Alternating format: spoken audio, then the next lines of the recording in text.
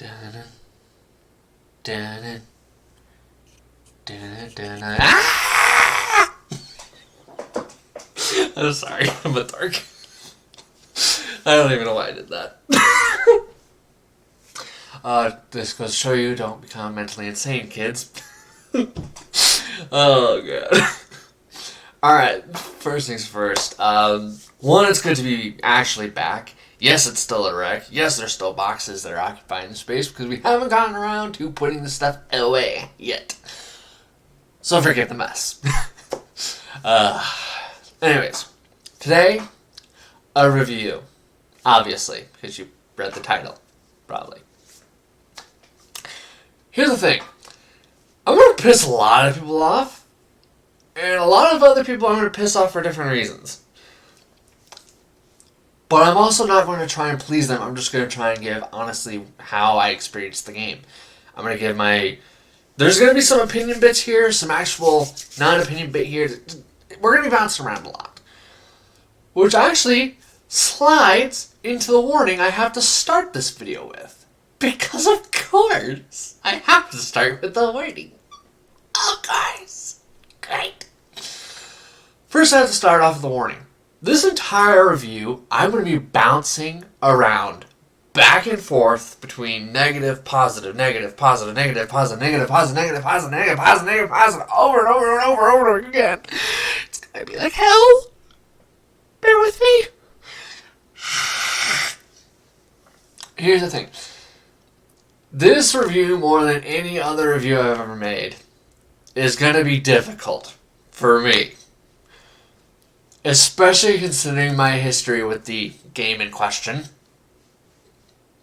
That one. It's a very difficult history because I've played... The first one I played in the franchise was the second one. And anyone who's ever talked to me about that game knows that I absolutely hate this game's number 2. Because honestly, it was terrible and trash. And I fell asleep and won every single fight the entire game. Sorry, I'm being bombarded with notifications right now. Like, holy shit. So yeah. Let me not mince words. Today we're going to be reviewing Xenoblade Chronicles 3. And like I said, anyone who's ever talked to me lightly about Xenoblade Chronicles 2 knows that I hate that game because I fell asleep in every single fight, including the final boss fight of the whole game on normal. Always on normal, mind you, and won every single fight. Which sucks, kind of, to be honest with you. And it doesn't help that I hated the English voice acting. Now, yes, you can go and you can switch to the Japanese version, but I'm sorry, that doesn't make up for having a trash English. That doesn't make up for it. That doesn't make it better. That doesn't excuse it. I don't care. Okay, it is not my job to make excuses for you, as I'm not the one who made the game anyways, so it's even less my problem. Now, if I'm the video game developer and I fuck up, like, say, the Japanese translation, do you know what I'm going to do? I'm not going to expect my player base to make excuses for why that's okay suddenly. It isn't. That's my fuck up, and I have to make up for it. I have to push forwards and try to get better so that this way the problem doesn't happen. That does not happen in Xenoblade. They don't get better when it comes to their English voice acting. They don't. In fact, if anything, while I wouldn't say this is better, I also wouldn't say this is worse, thankfully. Honestly, whoever has been in charge of choosing English voice actors finally chose one person who was actually could do an acceptable British accent. But that's it. Just one. Just one person who could actually sound believably British. Why? To be fair, they're not the worst part of it. Some idiot decided instead of actual cuss words used by actual British people or by Americans or just believable cuss words, instead they decided to go with sparks and ash for replacement cuss words.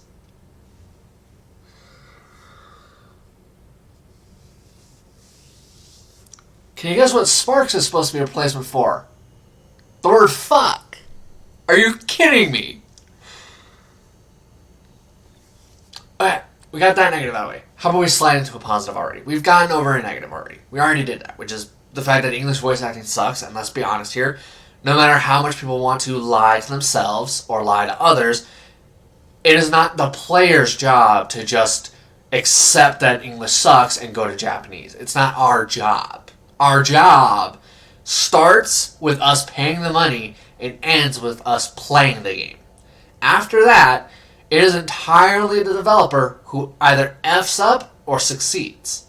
Not us. And it's also not our job to make excuses for when games have flaws or problems, just factually. Alright? That's not any of our job. Ever. In any universe, it's not our job. Period. Okay? Some don't want to admit that. I don't care if they don't want to admit that, though. Because, honestly, that's how I think, that's how I feel, and that's the reality. Whether you accept that or not is your own damage, okay? Honestly, I don't like it when people make excuses for this stuff, especially for obvious stuff. Stuff that's so dumb, so obvious that it should have been fixed day one. Not even to a point of getting to freaking beta team. Freaking the team before that, the people developing it should have noticed there was something wrong, and they didn't bother. So, the fact that they didn't notice anything wrong by turning a blind eye to all of it, the beta team said nothing, shows me that whoever your guys' beta team was kind of failed at their job. Honestly. Quality assurance people, they did half their job right, and the rest of it they failed at because they didn't quality test well enough. That's what it shows me. That's what that tells me. That's what's expressed here. Does it suck? Hell yes. Is it enough to definitely deserve dockage of points? Hell yes. Those things are always going to deserve docking of points. Whenever quality assurance or the beta team doesn't notice a very clear problem that's very obvious to anyone with a brain cell that isn't coked in alcohol and stupidity, yes, it's pretty obvious and it's going to get a point dropped by reviewers. It's just going to happen. Now, I laid that out, I hammered that so you understand where I'm coming from, where the mentality's coming from, why I'm saying these are point droppages, because honestly, they are.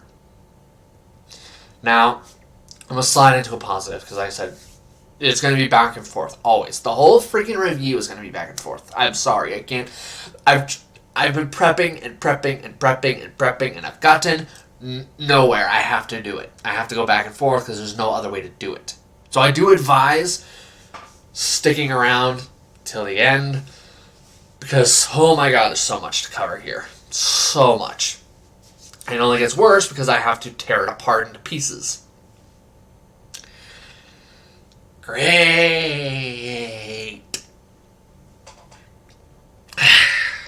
When it comes down to it, I have to start off with a positive, which is that for the most part, the game looked good.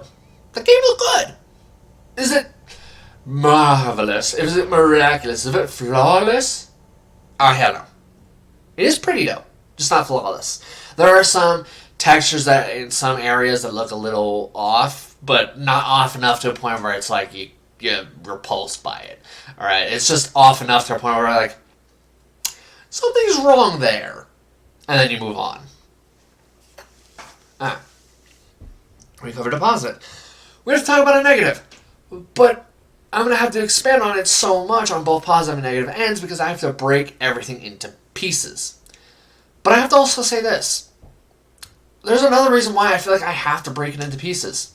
It's because throughout the entire game, it feels like there are different leads running the project. No, really. It feels like there is an entirely different leader at each and every single one of these chapter intervals, alright? It feels like the first two chapters have one lead who should have been fired, another lead for the next two chapters who was like, he was alright. Alright. No, really. Chapter 3 and 4, that guy feels like he's alright. Then it feels like there's a different lead for chapter 5. And then you get to chapter 6 and 7. The guy who should have been just the project lead the entire time. No, really, that's the gap we're talking here. But I'll get into that in more detail as we go. Let's start off with a negative here.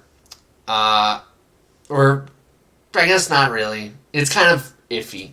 This is something that can go back and forth. It could be a positive. It is a positive for early game. Once you get to the end game, though, once you're nearing that ending, then it becomes a negative. So it's hard to actually really describe what it is, I guess. Because like I said, early gameplay I'm thinking of at first, I'm thinking positive. But then I remember, oh yeah, once I got to endgame, it was pretty trash. Okay, let me just not mince words here. Cardopedia. Now, Cardopedia, I have mixed feelings for. I'm pretty sure this was also in Chronicles 2 and 1, but my memory is not what it ever is. My memory has never been good, so this is not necessarily an exception. But when it comes down to it, the Cardopedia at first, for the first couple chapters, is really useful. It's giving me gear, it's giving me extra gold income, which is really helpful because monsters don't really seem to give me all that much. Enough to keep me, with an item or two, but not enough to really get me to like a point where I'm feeling comfortable or like I can handle anybody. Then Cardopedia comes around and all of a sudden I have gold, but what I didn't realize is that later on there's a problem that spawns from the gold income. But I will get to that later because that is a negative for later. When it comes down to it though, it gave me items. Now this, at the early part, was really awesome. This part was priceless because it gave me gear that honestly I didn't want to buy because of how early it was and how little gold I had. So just going and finding these items and then turning that in, and without having to backtrack at all, which was the best part about it. I didn't have to backtrack to turn any of this crap in. I just had to hold Y, here's my stuff, which was pretty awesome. Again, like I said, it becomes a negative down the line, but we'll get to that. Next up is a negative, technically. Like I said, the one I just went over is technically a positive, but will turn into a negative later, which sucks. So now we're going to a negative here. Chapter 1 sucks. Specifically, its cutscenes suck dick. They do. They're terrible. They're trash.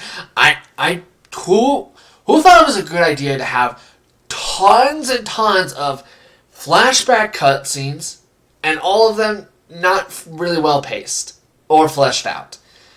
I honestly, if you were going to go for having all these important bits that happened when you were a kid, you'd think you'd have the smarts to, have you play as a kid. Just call me crazy, but that's actually a damn good idea. If you're going to have these, if you're thinking about doing these really dumb, and not even that well done either, flashback cutscenes, instead, just have us start off as that kid, then later on, after you've had us experience all the important moments, then have us do a flash forwards or something. That's an option. And honestly, it would have been a better option.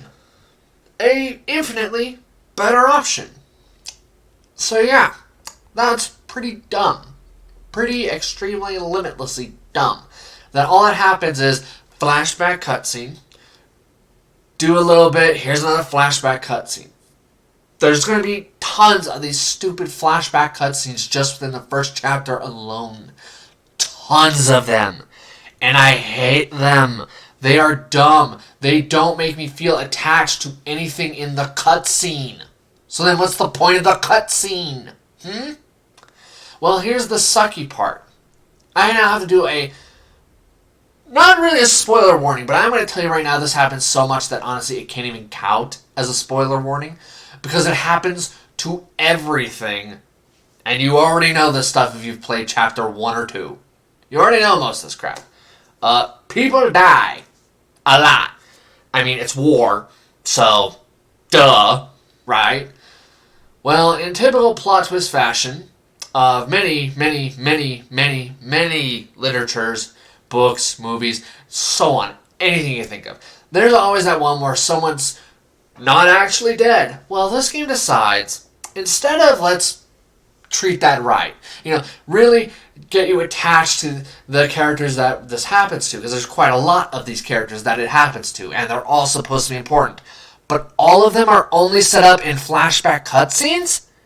Are you kidding me?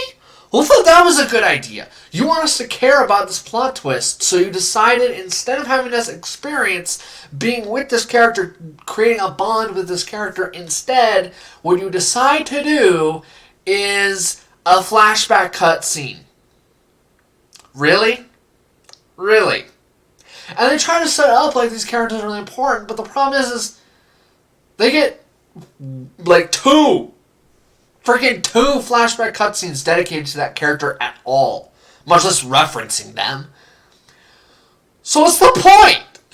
What is the point of it? It makes no sense. What is the point in trying to set this plot up when you don't even bother to treat this plot with enough respect to the point where it's not feeling like a checkbox? Because guess what it feels like? A damn checkbox. Which sucks. I honestly almost want to go into such a heavy, involved, and detailed rant about this dumb crap to a point of being spoiler territory, but I don't want to either. So I will resist as best I can, but I will say this: if you're going to have these plot twists that are very known, very done by tons of others, do at least a good enough job to the point where it doesn't feel like you just checked a box, alright? And this isn't the only time or the only plot that it feels like it's a damn checkbox situation. It isn't. It's not even the third, it feels like. It feels like about the fourth or even the fifth time that this thing is just treating something like a checkbox that needs to get filled in, when in reality, it doesn't work that way. You set these things up as a checkbox, they fail from a plot perspective. All the time. You have to actually get us to care first before you pull these plot twists, because then, if you do that, the plot twist works. It's dynamic. You care about it. You give an F. You're not droning in silence and boredom. You actually care about that plot then. When you care about the character it happens to, then that plot works. When you give no Fs because there was no bond set up with this character at all, and they were only in a flashback cutscene, guess what kind of happens? You don't give an F about what happens to them. They could stay dead and you'd be just as content. Nothing would have changed for you at all. And that's the problem. They do this with multiple different types of plots. Multiples. Yeah, no really. There are plenty of plots here that, while shortened from the norm, normally they're a full book or a full movie or whatever have you's worth. In this case, they're just like a specific bit. The problem is those, like I said, these bits are not set up properly, so they don't work. In fact, they actually don't help or move the plot at all. They're just kind of a blockade that's sitting there forcing you to go through this crap. And honestly, I would have rather skipped all of them because they were that poor set up, which sucks. Like I said, I'm not going to tell you who, alright, because so long as I don't tell you who, it's not really a spoiler. Not really. Mostly because it happens to too many characters. So,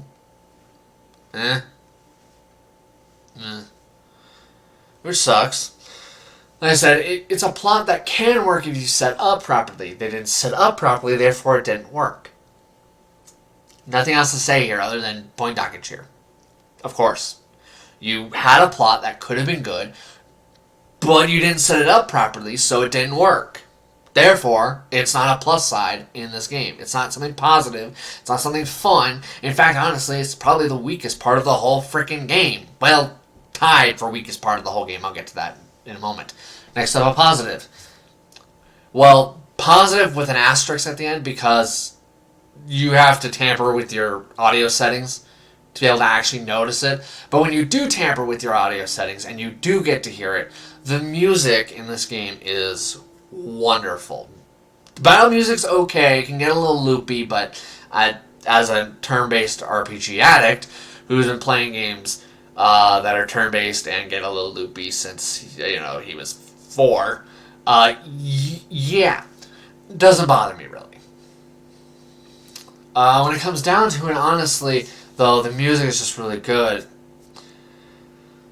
Really, really good. Like, honestly, there were a couple times where, thanks to the music, I actually started to tear up in scenes that, honestly, I had no interest in. Like, when some of those plots I complained about a moment ago do get brought up, if it wasn't for the music, I'd feel nothing. But the music, people saved the day and actually got me to feel some shit. Finally. Like, honestly, the music guys, y'all need to pat them on the damn back. Like, a lot. Whew. They were very much heroes for the early part of the game where everything was kind of like still on reins. You know, you didn't have full freedom. You didn't have all the mechanics. The music guys are the ones who saved the day at the early game, just period.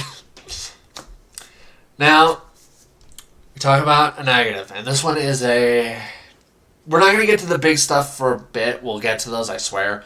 But we're next going to talk about Chapter 3. Now, like I said, the whole plot thing failing and the cutscenes sucking, that's not just a Chapter 1 deal. That's a Chapter 1 and 2 deal, okay?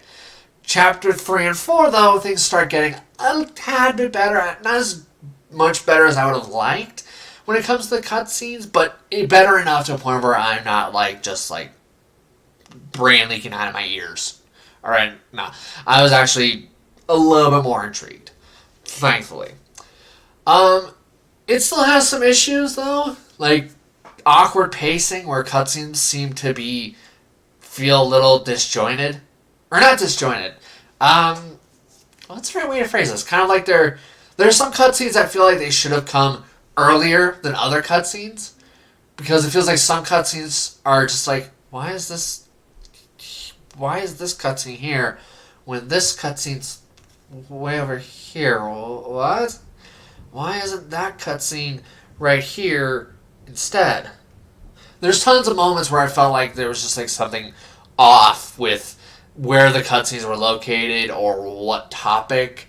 The cutscene's topic, it felt like it kind of was at odds with where we were at in the game, I think is the issue. This is a hard issue to describe because, like I said, the overall cutscenes, the overall everything pretty much starts to change as you get later in the game. Everything from quality to quantity to just overall efficiency, effectiveness, usage, timing, pacing, just about everything you can really think of, it kind of gets better as you get to the later aspects of the game. Once you get to Chapter 5 and 6, the game is at all boards freaking going hard. Like, freaking, we want to finally impress you since the other chapters before us fucked up. That's the level of gap here. It's like finally bringing the A game. It's like, the only analogy that could pop into my head here is like the first couple chapters is like some toddler going up against the Chapter 5 and Chapter 6 and 7, which is freaking Mike Tyson or Floyd Money Mayweather, and thinking, oh yeah, the toddler's gonna win. It's like I said, it's like asking a toddler to go into a death match with two of boxing's most notoriously destructive fighters. Like, honestly, this is like who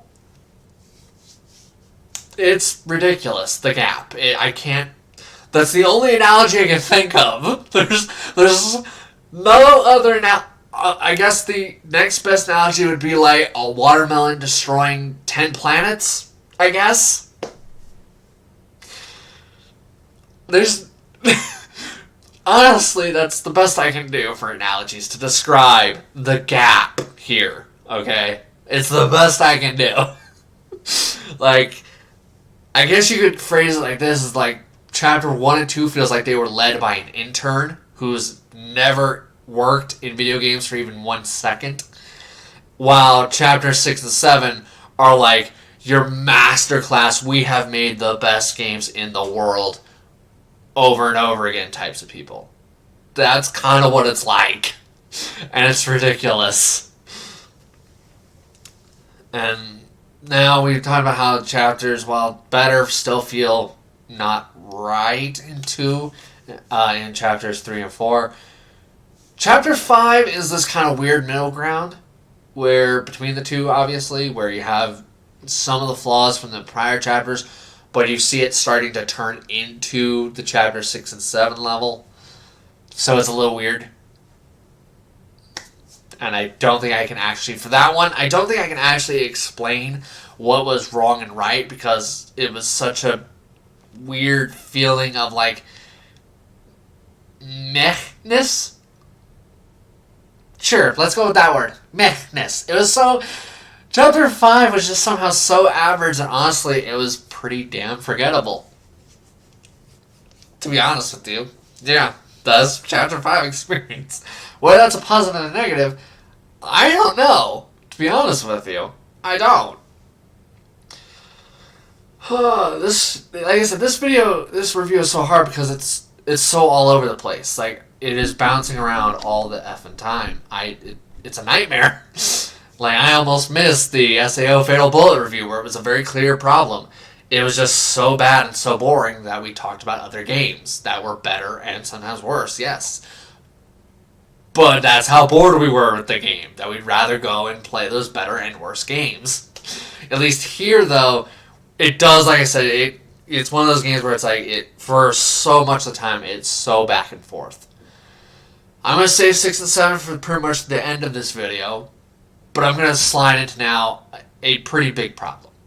A problem that was in Xenoblade Chronicles 2 and sucked dick, and manages to suck dick here too.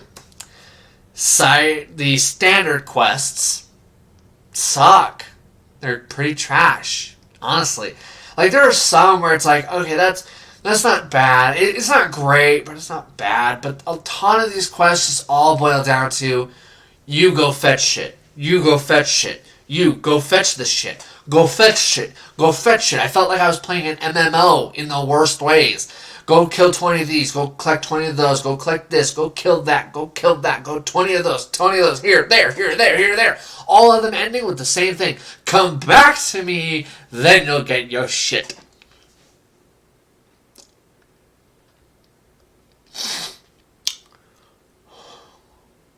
Yeah. Because that's really, really fun. Going to all the way over there, going all the way over there, all the way over there, all the way over there, all the way over there, all the way over there, just so you can come back, right back to here, where I started from, so that this way you can give me the shit I deserve for doing your bullshit. Great. Great.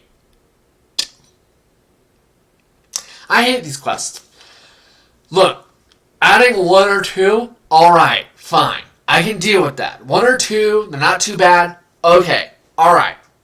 We chill. Having this be almost all of your damn standard quests, and all of them being tedious, is annoying. Period. It is annoying to have to go all the way over there, just so I can come back to finally get my shit. That's annoying. It's frustrating. It drains and drones and snail paces the game. And it's something that honestly I believe is designed specifically to torture completionists. I can't think of any other purpose to this crap other than to torture people. I can't think of any single other reason other than for torture's sake. And that sucks. Bad. It doesn't help that their rewards really aren't that good half the time. More than half the time, you get a very piddling amount of EXP that only is going to be useful for like the first maybe 20, maybe if you're being really sluggish and like avoiding tons of stuff, maybe 30 hours. But after that, it's trash and isn't even worth a single level at all. Much less once you're at my point, which was at about hour 90, where it is so piddly worthless that you're going to need to do about 40, maybe 50 more of these to gain 1 level. Or you can do what I did and just flip the bird and say, oh, hell no. I'm not going to do 40 of these damn things just so I can gain 1 level for pretty much dog shit. That's basically the summary of tons of its rewards. Couple hundred gold, here's about 3,000 XP at late game, and fuck you. What's that? The mission level is for 50s, and 3,000 experience won't even level up or even get a level 50 character even close to a level up? Yeah, go fuck yourself. Too bad. That's literally the response. Too bad. A level 50 quest giving me 3,000 XP for going and finding some shit. Great. So basically you wasted my time. Thanks. Let's talk about a positive, because I need to talk about some positives here. I want to talk about a big one, but I'm going to hold off on that a little bit later. I'm going to bring up a smaller positive first, which is that, honestly, in this game, Nopon are not insufferable for once. Or I should say not as insufferable. You see, I hate Nopon. No. Stop it, Timmy, in the background. Let me say why I don't like the Nopon. I don't like the Nopon because they always talk in the third person, which gets really annoying when they're all high-pitched. It's also annoying when low-pitched, don't get me wrong. But, honestly, I just hate Nopon because they all talk in third person, which gets really annoying after 100 hours straight. Yeah. After 100 hours straight, for the second time in a row now, because you gotta remember I had to put in about 100 something hours in order to finish Xenoblade Chronicles 2, and I had to put in 111 hours to finish Xenoblade Chronicles 3.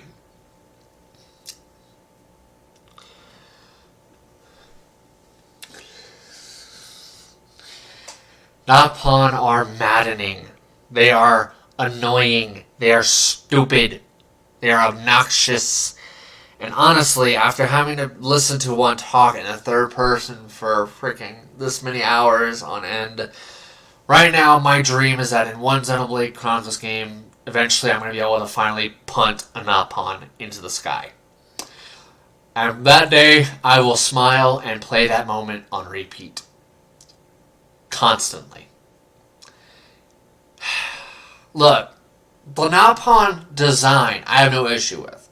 I actually like the Nopon design. It reminds me a little bit of like Daxter from Jak and Daxter. It kind of reminds me of these other, more animal-human situations in gaming where you have this little dude furry buddy who, sure, may not necessarily be as physically strong as you, but is often like your buddy, your pal, your amigo. And honestly, well, I kind of wish there was a little bit more in the form of, not comedy per se, but, lightheartedness from them instead. It feels like all of them are just kind of... What's the word here? They're like a joke taken too far. It's kind of like the way to put it. It's like someone thought, let's make them talk in the third person. Let's make them not all that funny.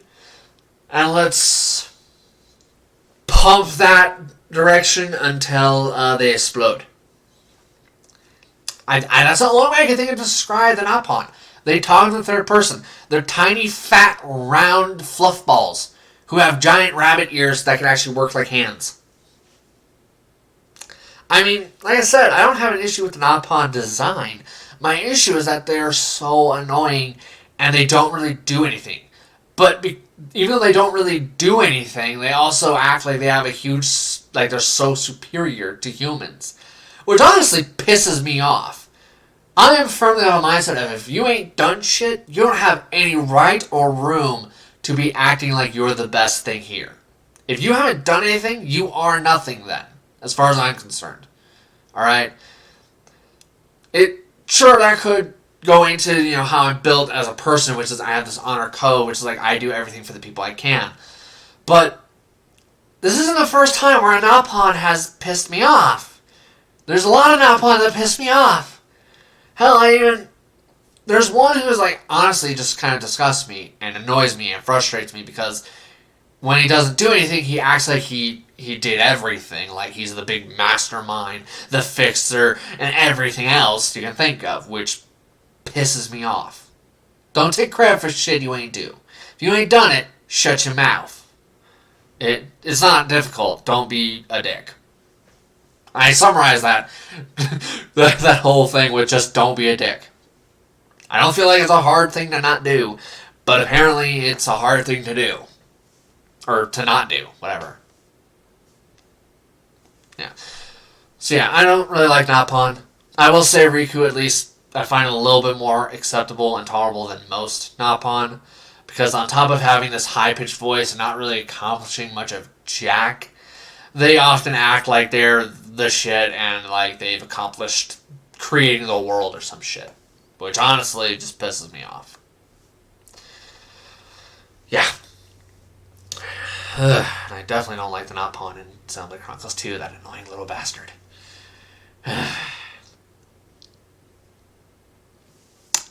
Yeah. Moving on, because I could write volumes on how much I hate Napon. I really could. And I don't like that fact. I actually want to like the Napon because they do remind me of my childhood, which had tons of these freaking, humanized animals as buddies type of deal. And I liked them, for the most part. Not here, though. Not here, though. Next up, a negative. This negative didn't bother me too much, I should say. But it did annoy the crap out of me when it would happen. So it's kind of conflicting. So you have this mechanic called Quick Attack, which I'll get into in a moment. Basically, the problem with Quick Attack is it has this thing called a point limiter. Now, concept-wise, I like it.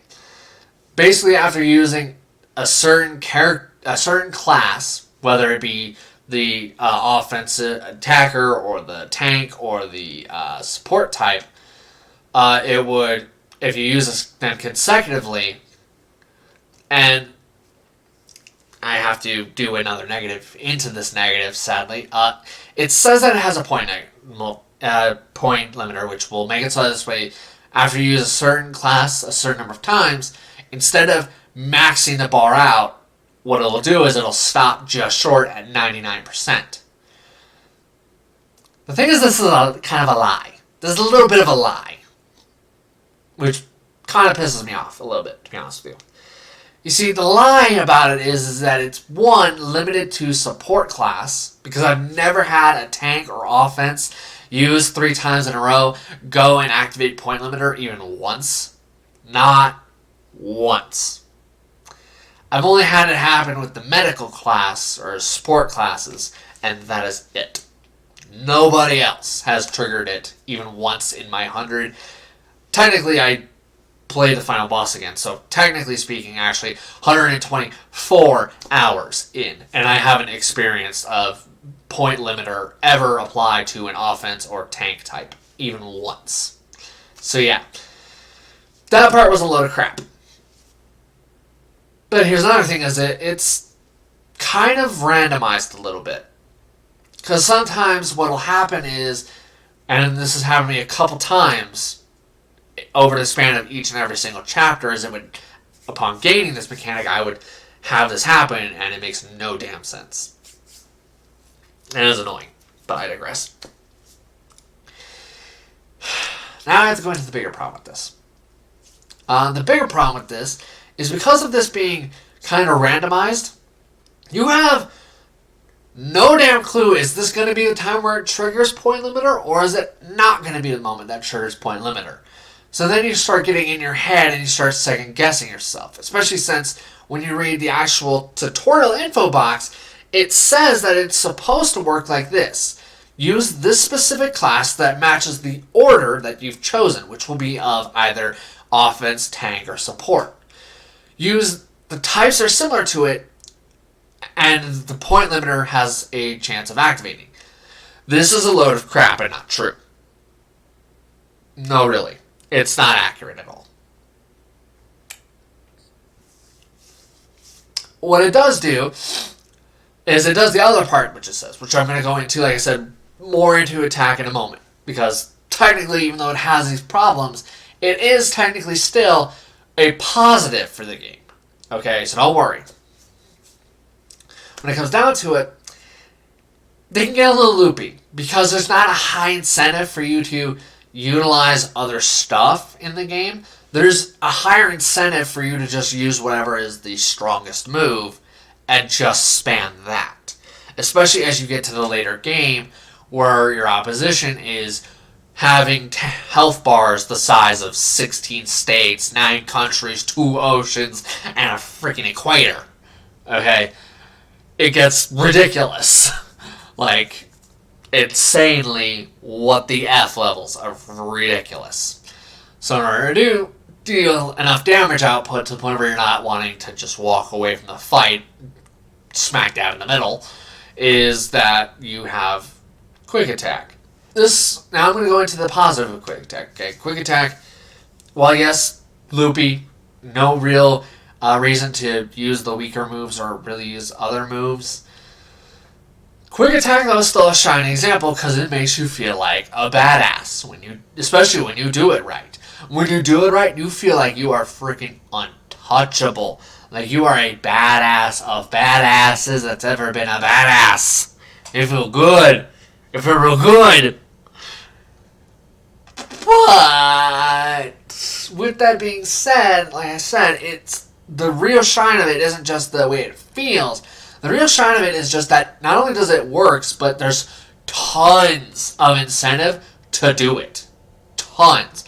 On top of being able to pump out ridiculous damage to a point of being kind of disgusting and overwhelming, and a kind of dumbfounding when you don't actually kill the opponent in one shot with this because you think, of course, this should be dead. The real shine of it is the incentive to do it, which is incredible. Doing quick attack and doing it well not only gives you a huge damage increase, but if you manage to overkill your opponent with the quick attack, you gain EXP and CP. I'm pretty sure it doesn't actually say CP, but considering how many ranks I've jacked up when used against the same opponent as opposed to not used against the same opponent, it affects it. It does. I can promise that confidently. No, really. Yikes. When it comes down to it, though, it's amazing. Because, like I said, the incentive is so good. And it is a real awesome spectacle, especially when you go out of your way to set it up so it's not too loopy early on. Wonderful. Feels good even for the most part. Like I said, that point limiter thing being slightly randomized kind of sucks. And the fact that it's really only the support class who can really trigger it when you're told that it's something that's supposed to be able to be triggered by multiple classes is a little annoying, but it doesn't subtract from the awesome spectacle of it.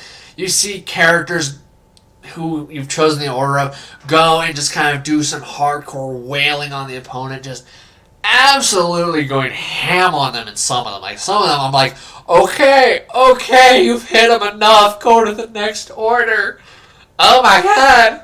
It's like crazy. Like, I think the longest I didn't have all of them at the time, I do, but I think the longest I'd seen was like freaking like 5 or 6 hits ending with another hit. It was just like crazy. But the cool thing about this is the EXP buff you get isn't a static number per se. It's like you're getting a percentage increase, and what's more is that percentage increase is going to get higher and higher, starting at a low of 200. And the more hits and the more damage, the higher that EXP bonus is going to be. If you can manage it, good luck. It is a nightmare to accomplish it. If you can accomplish it, you can even get a total of a maxed EXP increase of 1,000% to your EXP and CP total that you acquire at the end of the fight. Now granted, you have to, like I said, overkill first of all to get it. So that means you're trying to time it for the lowest sliver of health you possibly can. Now I have to slide into a negative, again, for quick attack. While this part is really rewarding, like I said, and is really an awesome spectacle, and it's still an awesome spectacle even if you do this, I don't advise it for EXP payout though at all. I honestly don't. It's just not worth it really. So if you are playing a game, you have in your past, you're like chapter 2 or so on. You have interlinking. Now interlinking is a cool mechanic. I have some issues with it, but I still like the mechanic well enough. The mechanic itself, though, has an extension that links into Quick Attack, where you can bring in your Ouroboros form to dish out extra damage. Here's the thing. The instruction for it is a lie. An outright, complete lie. It tells you that utilizing an Ouroboros aura at, I think it's level 3, does not end the quick attack. Bullshit. That's a lie. That's not true. That's completely false. It does end the order. It ends, in fact, it forces you to use the Ouroboros form twice in a row. Now, not the same Ouroboros form, but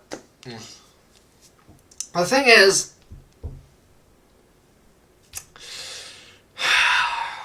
the sucky part about this is that utilizing these Ouroboros forms, while it does great amounts of damage, it isn't really that useful if you're trying to gain huge amounts of EXP. Because what decides how much EXP isn't just about the damage you do, but it's also the number of hits over the span of the orders.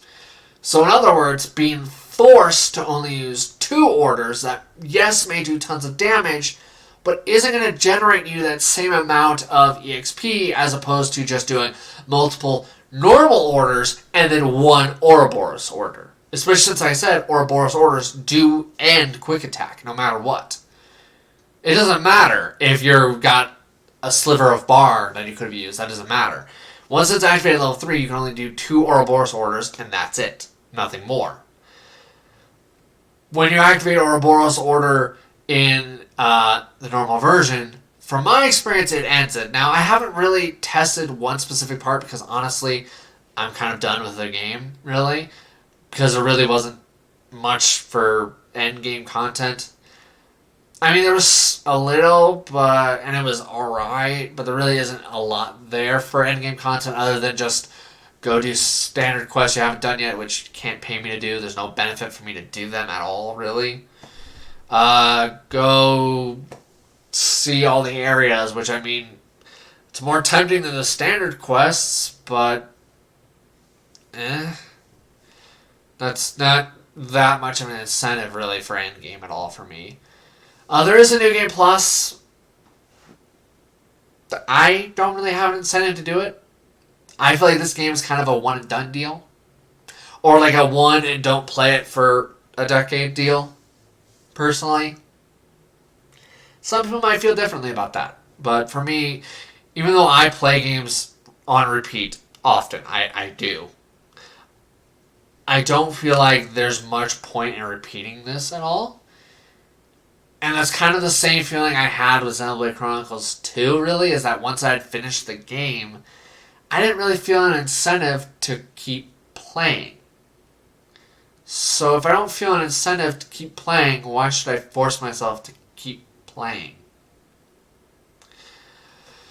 Alright, we did that. We talked about how quick attack pluses, we talked about its minuses. We did that. Now we're going to move on to a big plus. This is a huge plus for me. Because honestly, I hated Xenoblade Chronicles 2's combat. I hated it. I was so bored every single fight that I was always, even my insomniac ass, was falling asleep every single fight due to the pure, unmitigated boredom. Which sucked. Then we have to talk about this. Yes, it still has the auto attack shit. However, honestly, this game's combat was 10 times better. You heard me? 10 times better in every way. Yes, it still has this auto attack, which I'm not a big fan of personally. But it actually kind of was better done here. I didn't feel like I was doing crazy amounts of damage, or doing lots of damage per second, I should say. And I didn't really have a skill that made me immortal. Like, honestly, Xenoblade Chronicles 2 has auto attack, but it's fast, it's responsive, you can make it faster, to a point of where you don't need to use your skills ever again, really. You can set it up that way, entirely. And it's easy to do. No effort on your end to set it up that way at all. No, not even. Not to mention there's a skill that you start out with at the start of the game that every time you use it has, like, what, a 90-80% chance of giving you a health potion during the fight. So press one button, use button mash, and you will win every single fight anyways. If you just fall asleep, you'll still win every fight anyways, on normal. Here, I actually fell asleep through a fight once because I was so sleep deprived by the time I had finally started to play it. I did not win. I died. Honestly, that made me happy. I was happy to see I had died. No, really. I was very happy. Because it means that I wasn't going to be bored to death. I like not being bored to death when I play a game. I need it.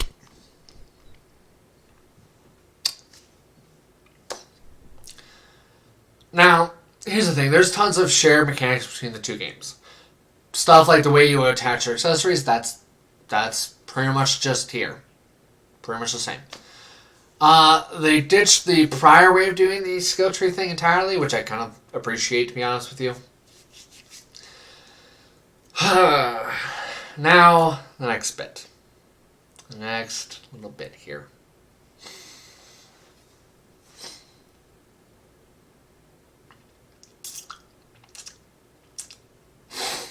Alright, this is a plus side. Yes, I do have to say another plus side. Because honestly, it ties into the combat. It helps the combat shine even more. So I kind of have to go with it. Classes. Now, they add in these combat styles, or classes, basically. And honestly, they are the best. This tied for best, the second best damn thing of this whole game combined. And honestly, if it wasn't for these specific things I'm about to mention, this game right now could have actually gotten a really low score from me. No, really. That's how important, detrimental, life-saving these things these positives I'm about to mention are. No, really. Okay? The classes all feel really different and have kind of a good feel to them. They all feel different, but also feel like they are exactly what they claim to be. Offensive feel like offensive, tanks feel like tanks, and supports feel like supports. That part's good. The better part, like I said, is just they feel good to use for the most part. Sure, there are some better options for certain things, obviously, but when you have so many of them, well, I shouldn't say so many. There's, I think, like, I want to say 20, but I don't think it's that much. There's a plethora of them, more than enough to the point where you don't feel like you're boxed in or limited. You feel like, okay, this is a good, really nice, healthy amount. There's even 2 if you can get, when you get to end game, there's 2 more. So that part feels good. It feels like there's good amounts of classes. Now, each class having a different weapon further helps, and further helps the game shine. Having those classes not only have different weapons, therefore making them shine already, but making it so that this way they feel rewarding to get also, which I'll get into in a moment, is also an even bigger bright spot that honestly helps the game immensely. Let's go into a negative. The negative here. NPCs suck for the most part. There are exceptions, obviously, but it's just a lot of these NPCs just aren't interesting. And maybe it's just because of how poorly it's set up in the first chapters. Maybe it's because we're so disconnected from these characters. Maybe that's the issue. It could be that like I said, that's the issue, that it's just because of how bad the disconnect is at the first chapter, that maybe it's harder to connect to some of these NPCs who are from those flashbacks. But honestly, like I said, some of them were just hard to get into. Again, with exceptions, thankfully, but it's just still sucks that, like, just for one example, there's this character Kite who honestly I don't care about. I don't. I'm not sure why I should give an F about that character. I'm not convinced I need to give an F about the character. Turns out I don't need to care about that character, really. Because I'm not really set up to care about any of them, really. It tries to emphasize how important these colonies are and how tightly woven they're supposed to be. But honestly, all of Chapter 1 and the entirety of Chapter 2 undermines that whole vibe. Which sucks. It's hard to attach myself to these characters and hard to actually feel connected to this colony crap when the entirety of Chapter 1 and 2 pretty much is just the biggest undermining of that entire goal you could ask for. So why should I feel incentivized to do so if you're going to undermine it anyways? The only reason I started to care about certain colonies was because of certain character personalities that would help to draw me back in when Chapter 1 and 2 failed to really do that part. For just one example, one character who honestly, if it wasn't for this character, I wouldn't have given a shit about Colony 4 at all. Thank you, Bolearis, for dragging me back in, because I actually cared about the guy. I felt bad for the guy having to deal with this chick who's honestly a loose cannon. Well, not in the way you're probably imagining, but still kind of a loose cannon. Just not in the normal sense people think of. So yeah, honestly, that happened quite a lot. There were tons of times where it was kind of up to this specific character to help draw me back in. And when it failed, it was up to other voiced characters nearby to help pick up the slack. Which wasn't too often an issue. There were plenty of times where the person in charge often did drag me back in, with like a couple exceptions, like 2, maybe 3, I think. So it's not many and it's not a big issue, but it's an issue still. Now a positive. This positive is very simply tied again for second. The other contender for second place best part of this whole friggin' game. Hero quests. If I remember correctly, this is something that was also in Xenoblade Chronicles 2, but with Xenoblade Chronicles 2, it was a pain in the ass. And not very good. And not very well paced. And often interrupted. And too short. And not very rewarding. Not here. Not in Xenoblade Chronicles 3. In Xenoblade Chronicles 3, they took a look at Xenoblade Chronicles 2 hero quests and said, Psst, you ain't shit, we can top you. Someone hold my beer. They went hard. They improved the hero quest to a point of where it was up there for the best part of the game, without doubt and without contest. If it wasn't for the classes being so damn good, this thing would have been the second best thing, no holds barred. Okay? That's the level of a gap here from anything else you can think of. This is the second best decision they've made in the whole entire game. Easily. Hands down. These things are infinitely rewarding because once you've completed them, once you've completed these hero quests, you'll gain the class of that hero. For one example, early on, and if you've played the game for like friggin' 5 hours, you probably already have this and then some. But oh well. For example, completing, I think it was... I'm trying to remember the name of the character, which pisses me off that I can't remember. Because it's like right there on the tip of my friggin' tongue. I just call him by his nickname. Shit. I'm just going to have to go with nickname because I can't remember his actual name, which was said. Which pisses me off. But for example, if you complete Teach's quest, you'll gain his class, which is pretty cool. There are plenty of times where doing these hero quests is honestly the biggest shining spot of my whole experience in the game, honestly. There are also Ascension Quests, which ties into this, and they're... Honestly, I lump them in with the hero quests, Because one, they're just as good as hero quests. What they do is they make it so that the garbage ass rank 10 cap for classes is jumped to 20. I kind of wish it was instead people had a 20 that could bump to say 30 or 40 instead. Because between the quick attack and how often you're going up against opponents 10 levels below them, you're often getting huge amounts of EXP and CP at the end of it, often. So having these things be locked to rank 10 means you're typically, by the time you get just the other main characters' classes, you've already maxed yours out probably twice. No, really. You're probably like level 15 by about now in your class because of how long it takes you to finally get some new classes to work with. You've already been 10 for freaking forever. And it feels like it runs on. Then you finally get new ones.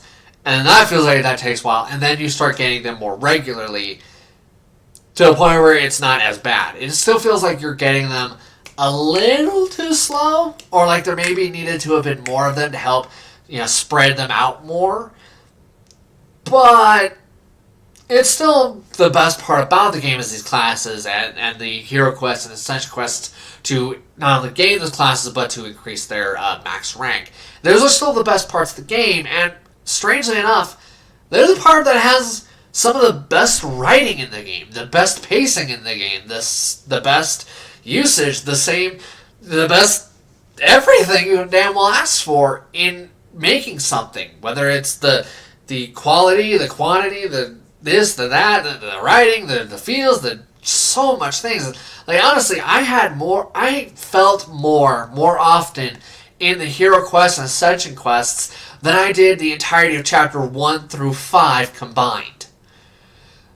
That's over friggin' 50 or 60 hours right there. I felt more in these short bursts, had better experiences in these short bursts than I did in that 60 hours straight. The hell? Why? Like, honestly, whoever was in charge of the hero quests and the Ascension quests, that dude should have taken over for all of chapters 1 through 5 and taken over and just been like, you have the reins. Because honestly, they did a kick-ass job. The people from chapters 1 through 5, 1, 2 sucked immeasurably and was trash. Chapters 3 to 4, below average. And then 5 did so average that it was boring. Wow, that's pretty bad. That's pretty notoriously bad. Okay? And the Hero and Ascension Quest people killed it. They did awesome. They should have been promoted a ton. Damn near given pay raises along with the classes guy, right? Those people should have been given huge pay raises and promotions out the ass. Because they are the ones who pretty much damn saved this entire game. Okay? Now, thankfully this is where some of the negatives start to get weaker and weaker. And now we're at the point where, honestly, there's not many left. There's like 3. There's like 3 negatives left. It sucks we were at over an hour because I really didn't want this to be over an hour, but there's just, after practicing for so much, there was no other way. Because I have to go through so much of it because of how so much of it was back and forth the whole time. And I'm skipping lots of details for the sake of trying to shorten this video, and we're still over an hour. Yikes! So now here's a negative.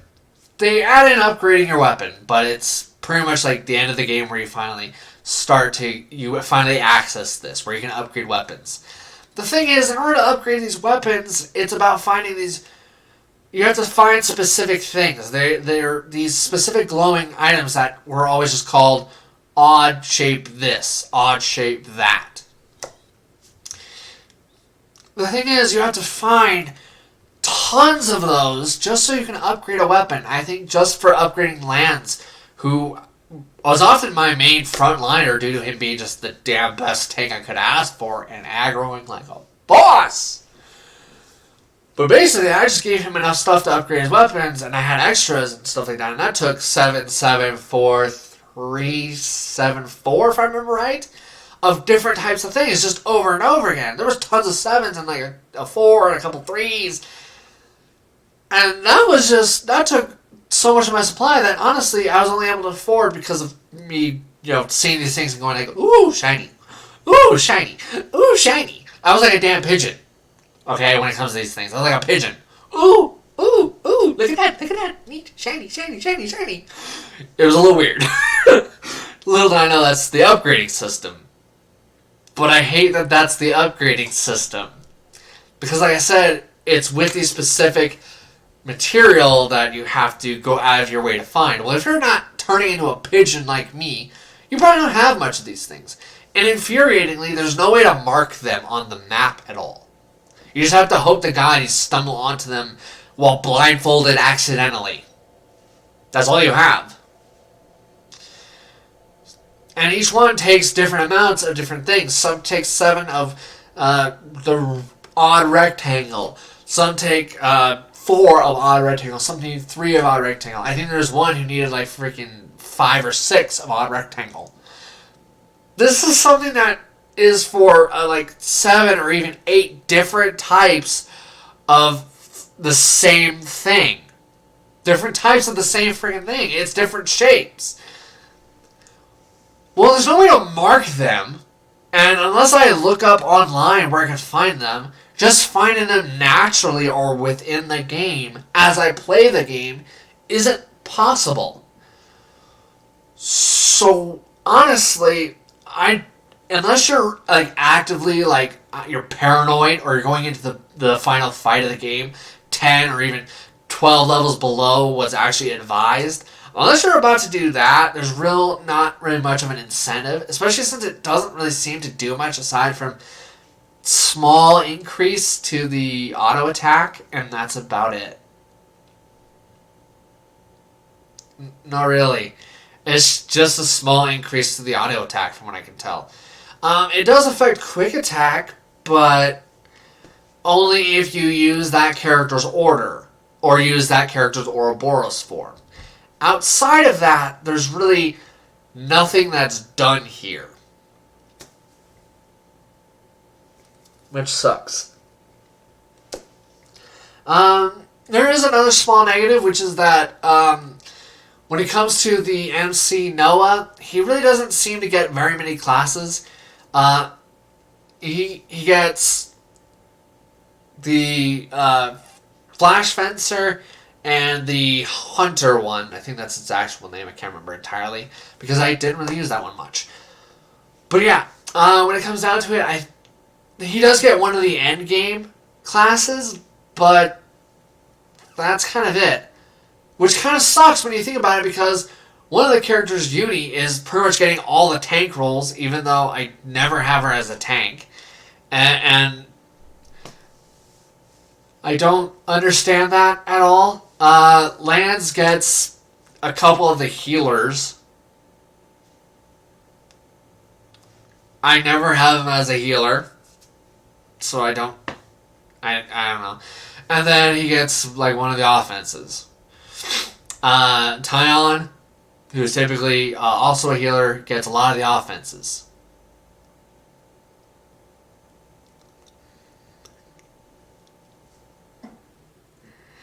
I mean, he does get one other healer thing, but honestly, whoever was in charge of choosing what character gets what, I think that person was drunk that day and must have misread the notes or some shit. I can't think of any other way why you would give your medic the classes of tanks. Like, literally. She had almost every single damn tank class locked off to herself. I don't get that at all. It makes no damn sense to me. And you can't use like Napon coins to make it so a character automatically unlocks a class, even though you can use Napon coins to upgrade classes.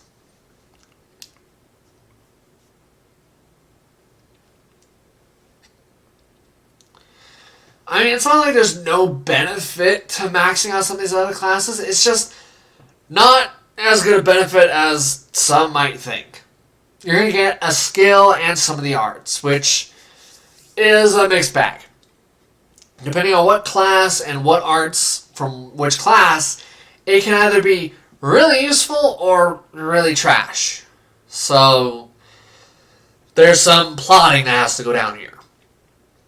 And you have to be either psychic, read the internet, or just kind of fumble around until you find exactly what setup works better. Which is annoying a little bit, to be honest with you. Then on top of all of that, there is another negative. Not a big one, again. It's kind of an annoyance at best, really more often than not. The thing is, how do I put this gently? The game's map still kind of sucks. No, let me make this clear.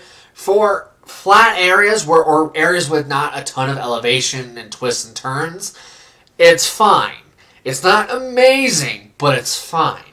For areas, though, that have elevation and different levels, it sucks to navigate this stuff because you're going back and forth. You're going, and it's not even like it's a one click away to get to that map. Instead, you have to click circle to go back and then open up the separate map and then go from that map to closing that map to go to a different map. It's annoying and frustrating and makes it it's still a nightmare to try and navigate areas with elevation because there's no real actual way to see that and be able to easily go, oh, I need to go here and follow this path so I can get to here. No. Even when you do have the full map discovered, it's still kind of a nightmare trying to retrace your steps in elevation areas because it's so much of a close this map, go over here, open up this map, close this map, go over here, grab this map, then going back and forth trying to connect the dots of these two different areas so this way you can find the exact path that you had to take in order to get back to this area you've already been because the freaking auto travel system is being a dick and not registering that area. Honestly, that's what my experience been so far, is me fighting the map. Granted, I will say that in the map's defense, the bigger annoyance for me has been a personal issue, which is that my Joy-Cons have been going through both drift and desync. So that's been making this game take even longer, as me constantly trying to fight my camera moving off directions I didn't tell it to go, or having my character walk in a random direction when I need him to not walk in a random direction, falling to the death, which happened over and over more than 30 friggin' times. Turns out, I've learned that if I want to make sure that my character doesn't do some stupid shit like walking off a cliff, I have to take my game into the bathroom at all times. I cannot leave it alone for 10 seconds. Thankfully, I managed to find a relatively cheap wireless controller for the Switch. Hopefully, batteries are included. Hopefully, those are rechargeable batteries too. I hope. I'm probably screwed. But we'll see. Hopefully, like I said, it just works with no real issues. I hope. We'll find out in time. Hell, maybe I'll do a product review for the sake of shits and giggles. Am I likely to do it? Probably not. The only way I could consider doing it is if I saw 5 comments saying, "Yo, review that controller you got, man." Unless I see something like that where it says review controller. Unless I see that 5 times in the comments by 5 different people, that ain't happening. But oh well, we'll see. Who knows? Anyways, when it comes down to it, another thing that's a positive, and honestly, it's the closing positive for this whole review, thankfully, and we can get to the actual stuff that comes after that part. We have this bit. This is honestly the best part of the whole game. This is the shining bit, the part that made the struggling with my controller, is the pushing forwards, the getting past the garbage first 2 chapters, the getting to that good, really awesome kick-ass 6 and 7 chapter. What made all of it worthwhile? The ending. No, really. The ending. That ending was freaking God tier done. Whoever was in charge of the ending, that dude's in charge of the next game. Alright? Just period. That person did better than everybody else combined at his job. Alright? And that's even if we be fair and only compare the others to what jobs they did. He still reigns on top like a freaking king. He is still up there freaking damn untouchable. This part was honestly the most shining, most blindingly wonderful, most god-tier, sexy, badass part of the whole freaking game combined. No, really. Honestly, before this part, I wasn't sure what I was going to do for a score because I kept going back and forth between so many different scores. This helped it out to solidify it as a specific score, which I'll get into later. Honestly, I'm not going to do really a spoiler. All I'm going to say is that this ending not only wrapped up this game really well, but while it does have a slight cliffhangeriness, I will say if you pay attention to the song, it ceases to become a cliffhanger. It becomes an actual finite ending. Fin. Done. End. But what's more is, it doesn't just beautifully end its own game. It wonderfully and well done ends the last 2 games. No, really. It manages to do such a good ending that honestly, I could gush about this ending for probably an hour, but then I'd want to kill me, y'all want to kill me, no one would argue it, we would just begin the whacking of me. So yeah, honest to God, this ending was so magnificently done that honestly, whoever was in charge, whoever led specifically this ending, honestly, that dude should just be in charge of the next game. No, really. This person did such a kick-ass job. Did such an amazing job that honestly, I cannot put it into words entirely. I can't. It's wonderful. Other than, the only thing I can think of is that it managed to not just be a satisfying end for this game, it managed to be a satisfying end for Xenoblade Chronicles 2, Xenoblade Chronicles 1. It was a wonderful end to a trilogy. And it actually managed to not only further connect the 3 games better, because they did that, they connected the 3 games really well in the final 2 chapters. But finally, it managed to not only further connect them, but also managed to finally put the final pin in them in a way that's satisfying, good, well done, and gets tons of emotion.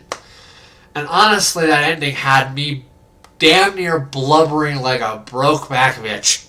I can't even emphasize this hard enough. I was broken. I was like crying and smiling and just like losing it. Like honestly, I lost it. I was like tearing up and everything. Then I got a phone call from my family as I was, like I said, I was out on vacation. So I got a phone call from them. I'm like, oh shit, I have to try and play it off. Or not a phone call. I got a text from my family because I just gotten back. Fudged up details because my brain is dead aside. Honestly, I was just like, it got to me. I was a little broken for it. It was a really good ending. Like I said, it got so much emotion out of me. And it was well done. And ended everything beautifully. Like, honestly, whoever was in charge of this ending should be limitlessly proud of themselves for making not only probably up there for some of the best endings in a game I've played. Like, I've played a couple of games that have some pretty good endings, alright? That are kind of like they each end their own game, but continue to actually flesh into each other well enough.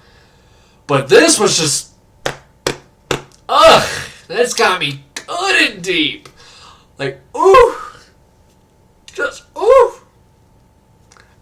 I can't emphasize, I was broken out crying and shit. It is a good thing it was like freaking 2 or 3 a.m. where no one was gonna, come by to see me, none of that stuff. Thank goodness. Because they would have seen like snot and like tears all over the damn place. It was an amazing ending. So like I said, to that person who was in charge of the ending cutscene, the entire ending as a whole, the ending music, to you people, take a damn bow. Y'all killed it. Y'all did amazing. Like I said, you broke me good. Like, ugh. I'd stand up, but I'm wearing PJ pants. So, ugh. Amazingly done. And honestly, because of how amazing the ending is, honestly, in my opinion, it actually excites me for what's to come next, more so than the ending for the past two games ever did. Xenoblade Chronicles 3's ending is so good, so complete, so satisfyingly and final, that honestly, I'm excited to see where we go next for the next game. And I even have some of my own ideas and hopes for that next game. No, really, that's how well this was done. I'm actually excited for the next Xenoblade game. Whether it's going to be Xenoblade Chronicles 4 or maybe, say, a Xenoblade Reborn. Whatever title you think of or subtitle. Reborn's obviously the only subtitle I could think of out of my butt. So, there we are.